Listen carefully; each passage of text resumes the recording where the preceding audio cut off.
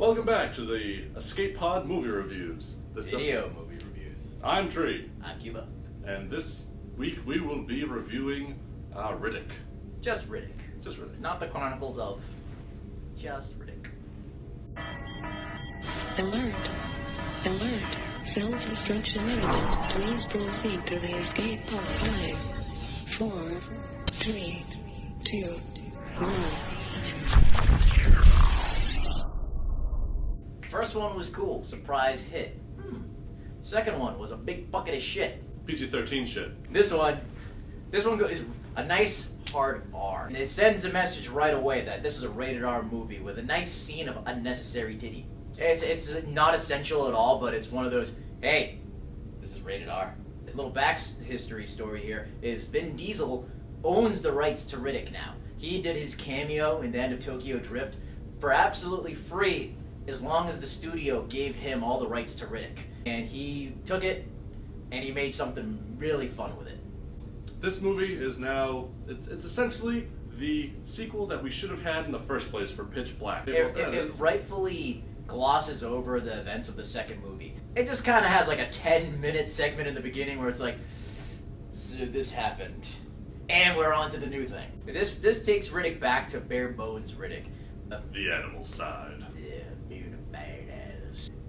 Spoilers, by the way. Oh yeah, we should probably say that. We'll try to keep it at a minimum of spoilers. Essentially, he's on this planet. It's very good misdirection because you think it's going to be this pitch black planet. They even have a plateau with the mountains have the hammerhead that you're like, oh, it's this place again. But you're wrong. Whole different fucking place. So he got left for dead by the necromongers from the last movie. They had to, acknowledge them for at least 5 minutes and then throw that whole plot line out. Now it's back to mercenaries and Riddick.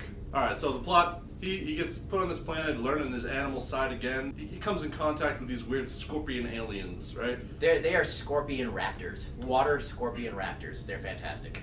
And he needs to get over to this other side of this mountain range that has all the grass and the rain and everything. The grasses are greener on that side of the planet. He gets over there and he finds a mercenary camp, and who knew that they were so organized and well established. Bounty Hunter Guild, my friend. Bounty Hunter Guild. There's a storm cloud coming. Like, you see it on the horizon. It's like this massive cloud of rain, and through his funky eyes, he sees something in the rain. And he's been on this planet at this point for months. He sees something that's bad enough where he's like, I need to get off this planet. So he goes into the mercenary base. There's like a distress beacon that scans your face. I'm surprised the robot didn't be like, fuck, Riddick! This is shat itself.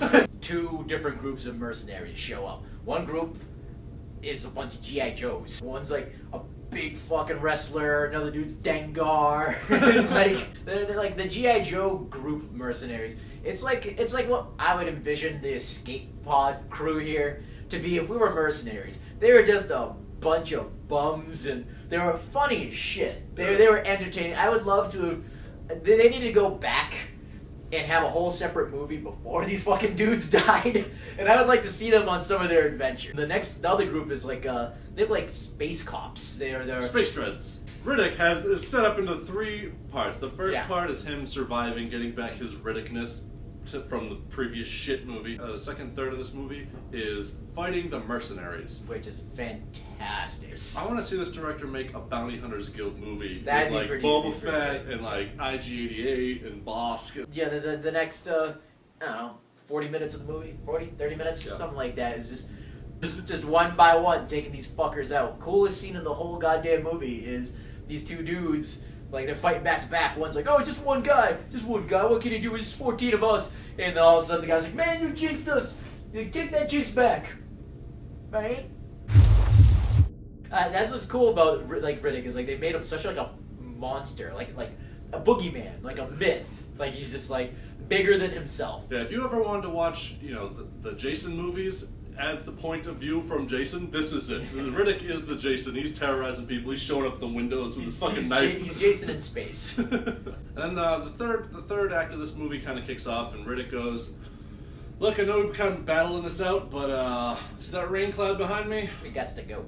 And once that shit hits the fan, fucking shit hits the fan. And this is the part where it goes back to old school, Pitch Black. Yeah, there's a lot of fucking aliens in this universe that just live underneath the crust of the earth. Though it's a good movie. The only thing that I think we can universally complain about it is the locker. They take the power nodes that power both of these ships.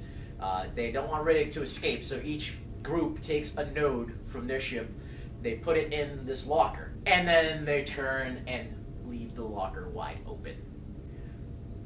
What a bunch of space idiots! I'm surrounded by assholes. The rest of this movie's nitpick. For sure, you're gonna have a good time no matter what. If you love Pitch Black, you're gonna fucking love this movie. This is essentially a reboot. But the minor nitpicks are, for me anyway, Riddick smiled too much. He was too likable. Like, he should have had his quips, his He fun. smiled too much, killing that motherfucker. The other nitpick was the swoop bikes during the day. They were terrible looking. Like, turn up the fan, director. Like, make them look like they're in a motorcycle. Like, Nice. now the swoop bike did look good at night, so that kind of saved it. But yeah, the swoop bikes during the day were like glaringly terrible. The ending was a little weak. It needed maybe 3 seconds more of a spaceship flying into space, or the Predators coming down and giving Riddick some trophy for killing all these aliens. It also has a very big callback to the first movie, so it really ties it in well. This is the sequel that we should have had to begin with. Definitely. The pro is that you get to see Starbucks boobs, or a boob. Those things were out in force, ready to go. They were prominent. I don't remember them being that big in Battlestar, but they had their own credits in the credits. It was like Starbucks boobies. It's like, hi, I'm Starbuck, and these are my boobs. She has not played such a good Starbuck since she played Starbuck. Remember when Starbuck disappears at the end of Battlestar? She went to the Riddick universe. There's something to be said about sci-fi exploitation. Boobs and violence, that's what you need in a movie. This is what Wolverine lacked. So what you rate it? I rate it a bucket of fucks. Like, we're talking 9 fucks in a bucket. This thing is great. I'm going to give it a 9.5. It loses a 0.5 of a fuck because of this closet. Maybe that'll be the next one. The Chronicles of Riddick versus the Predators. Versus aliens. Yeah, good. They team up against the aliens. That'd be... Universal and Fox make this happen. Make some sweet love to each other. This has been the podcast. Head on over to btsescapepod.com and listen to the audio podcast, more video reviews and podcastery. Facebook, like us on Facebook at facebook.com/btsescapepod. Tell your friends to like us too. Yes.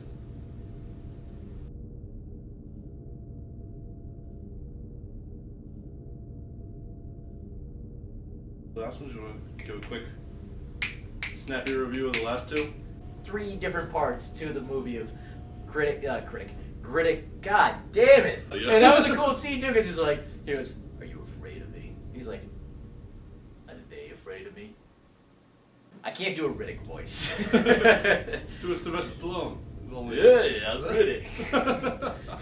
I can kill things. I'm bald. I want to see that movie now.